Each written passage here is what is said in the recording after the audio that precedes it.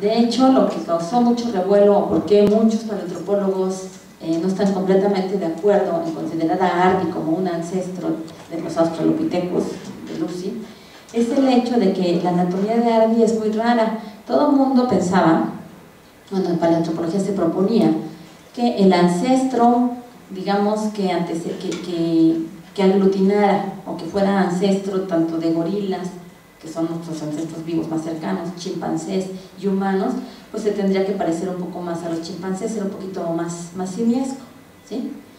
Tendría que caminar, bueno, pues ya erguido y demás, pero Hardy, de acuerdo además está bastante completo el esqueleto de Hardy, se han podido reconstruir diferentes individuos.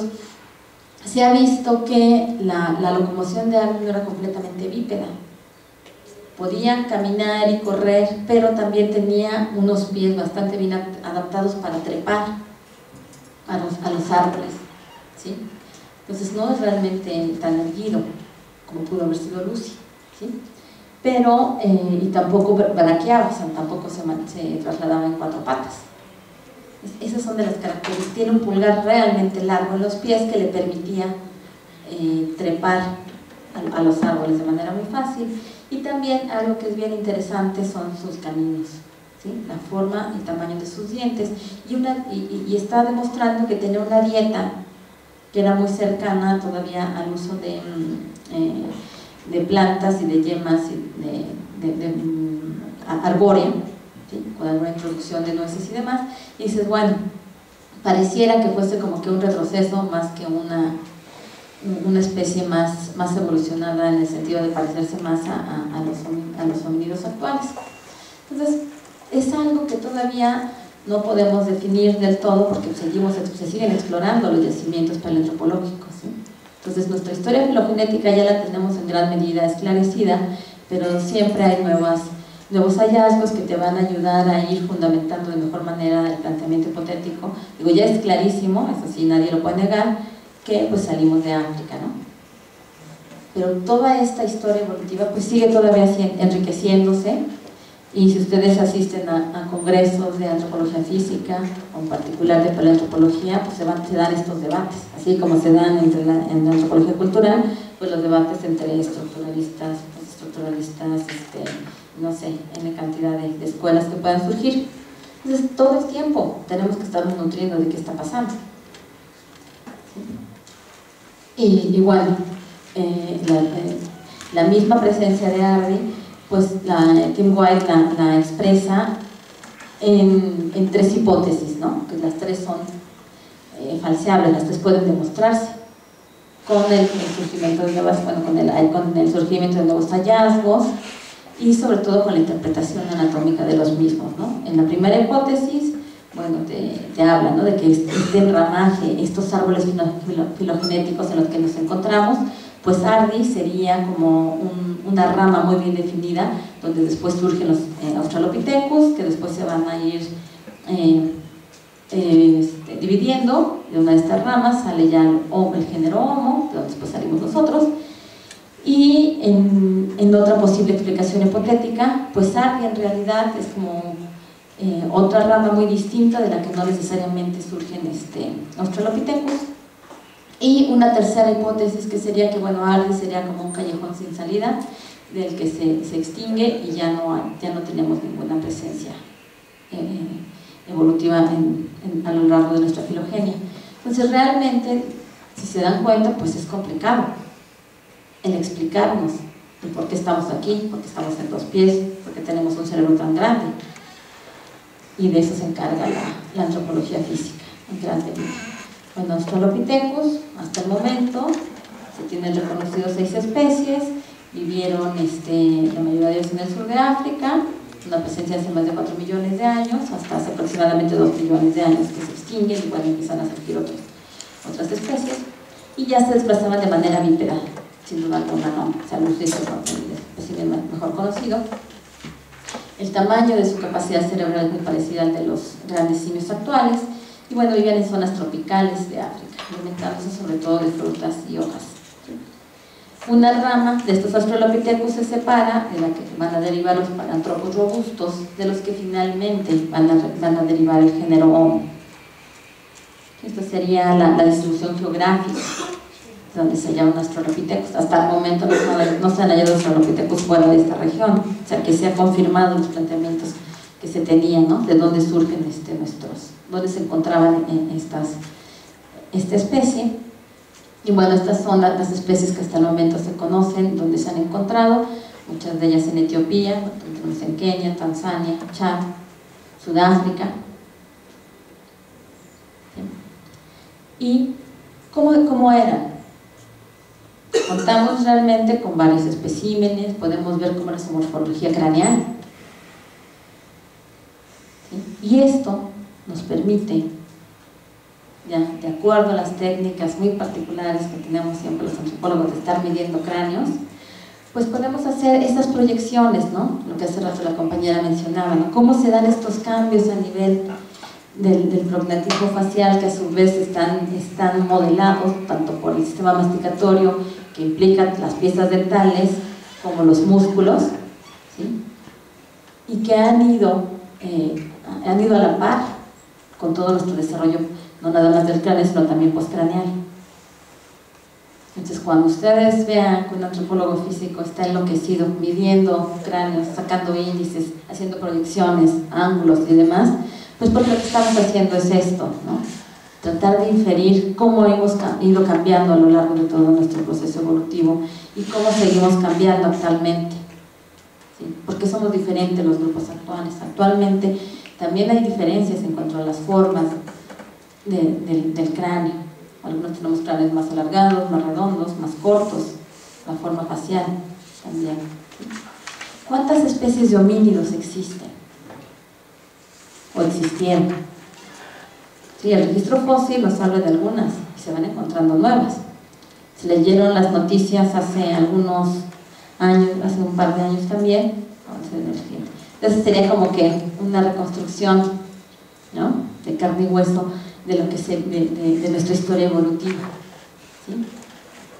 Tendríamos a tomar al principio, bueno, los neandertales, no sé qué tan versados estén en las últimas discusiones, qué tan cercanos son a nosotros.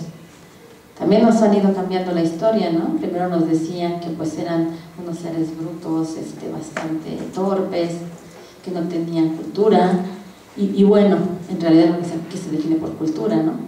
Cada vez se han encontrado más yacimientos en los que se ha visto de que, bueno, tienen hasta, se habla de rituales funerarios, el uso del fuego, ¿sí? La creación.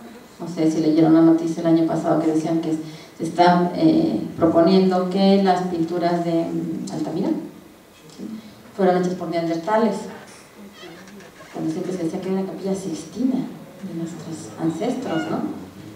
Pues qué tan cercanos a nosotros son los neandertales. ¿Sí? Se ha visto que compartimos más genes de los que se pensaban. Y bueno, Homo habilis, Homo erectus, que ya son mucho más cercanos a nosotros, ¿qué papel juegan realmente en nuestra historia evolutiva? ¿Por qué es importante que sepamos esto? ¿Sí? No nada más creo yo que sea una cuestión de conocimientos generales, sino como antropólogos que estudiamos a nuestra propia especie, ¿sí? Aunque sean o estén dedicados a estudiar solamente la parte más reciente de nuestra historia, los etnólogos, los arqueólogos, los lingüistas, ¿sí? Sobre todo quiero que piensen eso, ¿no? Realmente, ¿por qué creen que en este posgrado estamos interesados en que lleven como materia obligatoria antropología física? Mucha gente que aunque haya estudiado antropología en la UAM o en otras universidades o arqueología, no tiene la menor idea, ¿no? De todo de nuestra historia completa, ¿sí? Aunque todavía no la tenemos del todo clara, pero bueno, el hecho de que sepamos de dónde realmente surgimos, pues sí, a lo mejor no va a ser el tema central de sus tesis y de sus investigaciones, pero les puede ayudar a entender bastante de las preguntas de por qué estamos actualmente aquí y qué problemas tenemos que enfrentar actualmente, que son los mismos a los que nos hemos enfrentado milenariamente, ¿sí? ¿Por qué creen ustedes que Australia se colonizó hace muchísimo tiempo por Homo sapiens, ¿sí? Mucho antes que Europa? no sé si sabían eso, ¿no? Pero bueno, porque estaba mucho más cerca a Europa de África, como es que nuestros ancestros sapiens se fueron primero para Australia y luego para Europa. ¿Qué papel jugaron, quizás muy definitivo, los neandertales en esta cuestión? Que siempre nos los ponían como seres bien torpes y brutos y demás, y al parecer pues eran tan organizados que no permitían que llegaran los sapiens sapiens, ¿no? O sea, quizás entraron a Europa hasta que los neandertales hicieron o cedieron, o por otras cuestiones ellos tuvieron otros problemas que enfrentar y permitieron ya que llegaran los sapiens sapiens a Europa. ¿Sí? Todo esto, igualmente me podrían ustedes argumentar o preguntar qué tiene que ver con los problemas que tenemos en México, ¿no? La desnutrición, ¿sí? Los problemas de obesidad, los problemas que tenemos de crecimiento, la mortalidad infantil. Digo, no los vamos a poder ligar directamente con todas estas cuestiones, pero quizás algunos sí, simplemente todos los cambios que tenemos en nuestros hábitos alimenticios, las propuestas, los planes de desarrollo, los planes de nutrición, ¿por qué no checan? Bueno, en parte porque nuestro sistema político no les interesa, ¿verdad? Pero porque tienen un desconocimiento inmenso de todo lo que hace la antropología. ¿Sí? Si ustedes pensaran con un pensamiento, con una línea evolutiva, el por qué nuestros hábitos de nutrición tienen que ser de cierta manera, no podemos implementar o meter nuevos alimentos tan de la mañana de ayer a la de hoy, pues porque tenemos igual toda una adaptación cultural, evolutiva, que nos ha ido a permitir desarrollándonos en cada nicho ecológico. ¿Sí? ¿Por qué en los 70s fue un fiasco el tratar de alimentar a todos los niños con leche de fórmula? ¿Por qué se morían de diarrea? Porque eran intolerantes a la lactosa la mayoría de la población amerindia. ¿Sí? Si le hubieran preguntado a un antropólogo, ¿por qué se nos están muriendo estos niños? No era porque las mamás prepararan la leche con agua contaminada o porque no esterilizaran bien los biberones, no, porque los niños no digerían la leche y se morían de diarrea. ¿Sí? ¿Por qué tenemos tantos problemas de lo que se llama el síndrome X, metabólico X, o la generación X, ¿no? ¿Por qué tenemos tantos problemas de obesidad, cardiopatías actualmente? No nada más en países del primer mundo, sino en México. Pues generalmente te dicen que cambiamos nuestros hábitos alimenticios y de actividad. Es cierto que pasamos más horas sentados, pero también ha pasado y cambiamos y comemos muchísimo más alimentos procesados, más grasas, azúcares refinados, etc. Pero también hemos dejado de comer muchas cosas que ancestralmente estábamos adaptados para comer. ¿Sí? ¿Cuál era la dieta básica? La mayoría de los arqueólogos, y bueno, creo que son mesoamericanistas, ¿no? Cuando trabajan algo de Mesoamérica, ¿cuál era la dieta ancestral o cuál era el sistema de cultivo ancestral? La milpa, ¿no? Que eran policultivos en un mismo espacio, teníamos una diversidad de alimentos y demás, ya estaba muy bien desarrollado este sistema, y ahora pues se ha roto, ¿no? Nuestra base pues, es el maíz, el frijol, pero también teníamos siempre muchas cactáceas. Yo creo que si les pregunto cuántos de ustedes comen nopales o han comido nopales u otro alimento derivado de alguna cactácea. Ha habido también un proceso adaptativo en todas las poblaciones amerindias y contando también a las poblaciones del suroeste, del norte de México y del suroeste de Estados Unidos, que históricamente crecimos consumiendo esta diversidad de alimentos, ¿sí? Teníamos una ingesta diferencial de vegetales, sobre todo de muchos de ellos relacionados con la milpa y con zonas áridas, semiáridas, como serían las cactáceas. Desde en el momento en que en las poblaciones mesoamericanas se ha estado incrementando el consumo de alimentos procesados y al mismo tiempo se ha estado disminuyendo el consumo de ciertas cactáceas, pues ha empezado a surgir toda esta serie de problemas. ¿Por qué? Porque el consumo de cactáceas, particularmente los nopales, pues ayudan a digerir de manera diferencial lo que es la glucosa, que es lo que va a disparar sobre todo una mala síntesis o una mala absorción de glucosa, pues dispara sobre todo este síndrome metabólico X. Entonces hay cuestiones así que, como les digo, quizás no todo lo que tenga que ver con nuestra historia evolutiva va a estar relacionada con lo que ustedes hagan como antropólogos, pero habrá cuestiones que a lo mejor sí les van a ayudar a entender mejor sus problemas de estudio. Y sobre todo yo creo que, bueno, como científicos sociales que están estudiando una especie en particular, pues es como que necesario o básico que sepan lo mínimo de dónde surgimos, ¿sí? O sea, bueno, ¿cuántas especies de Homo sapiens existieron o existen? O sea, también, o sea, esta última noticia de los restos encontrados en Siberia, que están dando una datación aproximada de 40.000 años, tienen un ADN que no es precisamente idéntico al de nosotros ni al de los neandertales. Se está proponiendo que quizás fue otra especie de sapiens sapiens que en algún momento se extinguió o fue asimilado dentro de nuestra especie actual. ¿Sí? Entonces, un tanto era, pues con esta plática, pues darles una probadita de lo que va a ser la clase de teoría de la antropología física. Tendrán que leer mucho a Darwin, Wallace y otros artículos pues interesantes, quizás muy distintos a lo que la mayoría de ustedes han leído, pero de ni modo lo van a tener que hacer.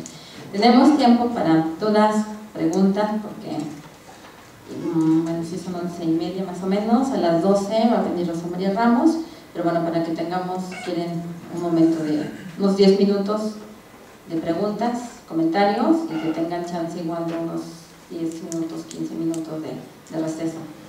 ¿Sí? ¿De acuerdo?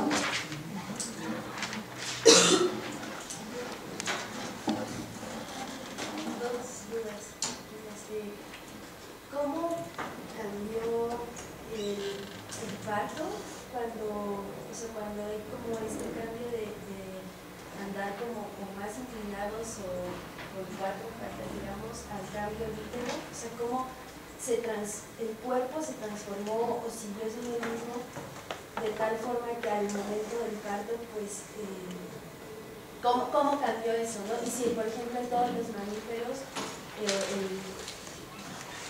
sucede el mismo dolor, ¿no? Es decir, o sea, como un espacio pequeño que se tiene que abrir mucho para dar como espacio a la salida del bebé, ¿no? O sea, si este cambio como posición generó también algún cambio por dentro, o cómo es como esa parte de la estructura y cómo funciona. Ajá. Sí, de hecho, bueno, hay muchos estudios, sobre todo para tratar de estudiar precisamente cómo cambia la estructura de la cintura pélvica entre homínidos y bueno, hay primates que están sobre todo en cuatro patas, ¿no? Entonces, obviamente, pues sí, fue un cambio revolucionario el andar en dos pies, trajo muchas ventajas. Muchos incluso te hablan de que hay una desventaja evolutiva en el sentido de que el parto se hace un poco más complicado o mucho más complicado para las hembras humanas o homínidas en general, porque vamos, realmente pues sigue siendo casi la misma calidad y cambia la estructura al estar en posición horizontal que vertical, ¿no? Ahora, todo esto pues es todo un cambio que no viene solo. Hay un teórico en la biología, Jacob, que te habla de lo que sería como el bricolaje, ¿no? O sea, tienes que tomar piezas de todas partes para adaptarlas y dar una nueva conformación. Entonces, aquí lo que pasa es bien interesante, porque aparte, no nada más cambia la estructura de la posición de la cintura pélvica, sino el tamaño del cráneo en el producto, ¿sí? ¿Y por qué tiene que crecer tanto este cráneo? Pues todos han visto bebés, son bien cabezones, ¿no? Porque tiene que permitir que siga creciendo el cerebro, ¿sí? Entonces, bueno, también en qué difiere mucho, esta es la cuestión ontogenética entre especies, o sea, es como, el mismo desarrollo de este cráneo infantil va a crecer durante más tiempo que el de los primates, y de hecho por eso existen las fontanelas, ¿sí? En los recién nacidos, eso es lo que le llaman las molleras, que eso permite que sea más flexible igual el cráneo del bebé a la hora que pasa por el canal de parto. Siempre se ha dicho que pues esto es mucho más doloroso, más peligroso en la especie humana, pero pues no parece tanto porque pues, se sigue haciendo de la misma manera. Bueno, hay muchas cesáreas actualmente, pero pues parece ser que más bien los médicos intentan como que cobran más por una cesárea que por un parto, ¿no? Incluso se recuperan más fácilmente de un parto natural que de una cesárea. O sea, evolutivamente es mucho mejor, y aunque se habla del sufrimiento fetal, entonces, bueno, ¿qué tanto no es igual hasta una experiencia necesaria para que el producto pues tenga otra reacción ante el medio. Ahora bien, si los otros animales pues también sufren, pues digo, también es todo un proceso mecánico, biomecánico muy complicado. Así sean cuadrúpedos, así sean, no sé, vacas, chivos, gatos, lo que sea, perros, o sea, carnívoros, mamíferos, herbívoros, lo que sea, es la misma cuestión, ¿no? O sea, se tiene que dar ese trabajo mecánico. Que sufran más que un humano, no lo sé, realmente, ¿no? Pero lo que también es bien interesante es que, bueno, en todo ese proceso, en el parto y demás, pues se genera toda una farmacia cerebral, se segrega una cantidad de fármacos que de alguna manera son una especie de anestesia que va a mitigar un poco ese estrés, ese sufrimiento. Bueno, también una cosa bien interesante, ¿no? Que adaptativamente pues se ha visto que las madres que no amamantan a sus hijos tienen más riesgo de sufrir toda esta cuestión de la depresión posparto y no sé qué tanto, porque igual a la hora que ellas amamantan segregan más opiáceos que al mismo tiempo calman al bebé, además de que lo nutren y demás, y también se distribuyen en la química cerebral de la madre, ¿no? Entonces todo esto son cosas que dices, bueno, ¿qué tanto afecta también las modas médicas? Que sin partir desde una óptica evolutiva, es bueno, ¿por qué durante milenios de años, durante millones de años, ha funcionado? ¿Sí?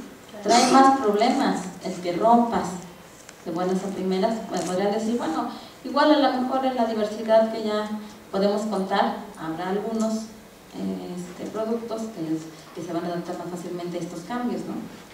Pero al parecer hay más problemas que soluciones. Bueno, no sé si respondí precisamente a tu pregunta. Yo tengo una duda con respecto a lo de la microevolución. Bueno, es lo que discutí precisamente ayer con la compañera de que si ya la evolución se estancó y ya no vamos a ir a ningún lado o poco a poquito va cambiando. Y esta microevolución que pues, se está dando ahorita y que se sigue dando, ¿cuáles son las como teorías o las hipótesis de cómo vamos a hacer en, no sé, 1000 años? Es que he escuchado como, por ejemplo, como ya no usamos tanto las manos que se nos van a operar los deditos. En evolución no puedes hacer predicciones. Sí, o sea, no puedes decir, para allá vamos. Yo sé que hay muchos programas que luego te ponen así, y que el pulgar va a estar más largo, hasta el pulgar es como Arby, casi, ¿no? Pues por los videojuegos y los celulares, ¿no? El iPad y esas cosas. Realmente no podemos decir a ciencia cierta. O sea, pueden ser predicciones, de decir, bueno, a lo mejor, o sea, de que seguimos evolucionando, sí, de que seguimos estando expuestos a la presión de la selección, y no nada más natural. O sea, la cultura también está jugando hay roles de presión selectiva, ¿sí? Entonces no podemos, así que se pueda decir hacia allá vamos, es bien difícil. Ahora nos puede pasar lo mismo que a los dinosaurios, ¿no? Puede caer un meteorito, cambia completamente la atmósfera, y a ver si como especie logramos sobrevivirlo, ¿no? O sea, no es así tan sencillo que puedas decir para allá vamos, pero de que efectivamente la presión selectiva sigue actuando con nosotros, lo está haciendo, ¿no?